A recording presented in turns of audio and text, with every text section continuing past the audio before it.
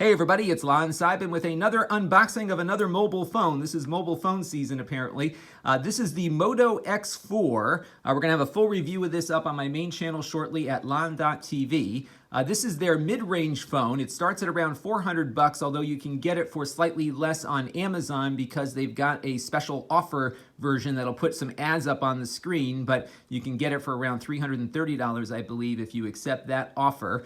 And the way this thing works is that it is unlocked. So for that price, you get an unlocked phone. It works on any carrier here in the United States, and in other markets, I'm sure it will work well there too. Now, I did unbox this prior, but I had a recording problem, so I'm starting it again here. But this is the phone here. Now, this looks a lot like the Z2 Force phone that we looked at recently, but it doesn't have the Moto mod adapter here on the back, so you can't extend out with those Moto mods like the game controller thing or the battery booster or something like that. So this is not an expandable phone like those other ones are.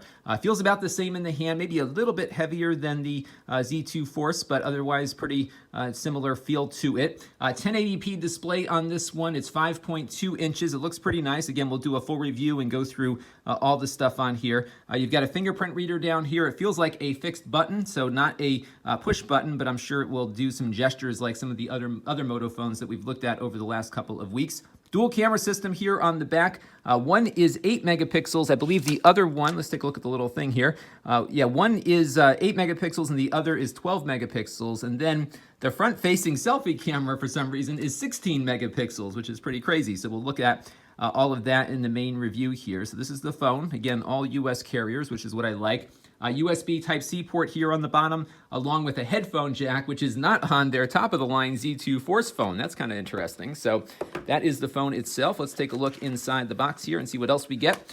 Turbo power charger here, along with a USB Type-C charging cable, so you can do the fast charging. I believe it's got a 3,000 milliamp hour battery. And by the way, there's 3 gigs of RAM in this one too, so you get a decent amount of memory packed in there. And here's the instruction book, along with your SIM popper, which is always good to have, and that is it. So I'm going to turn this over to our assistant producer here, Corey, who's going to get the testing begun on this device and look for a full review very shortly on my main channel at lon.tv. Stay tuned. This channel is brought to you by my Patreon supporters, including gold level supporters, the Black Eyed and Blues Music Hour podcast, Chris Allegretta,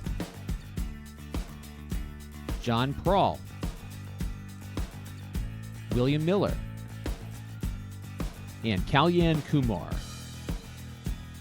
If you want to help the channel, you can by contributing as little as $1 a month.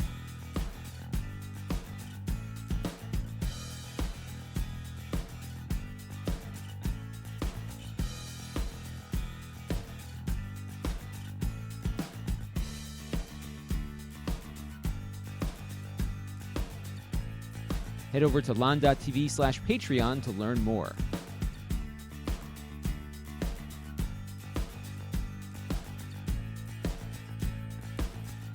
And don't forget to subscribe. Visit lon.tv/s.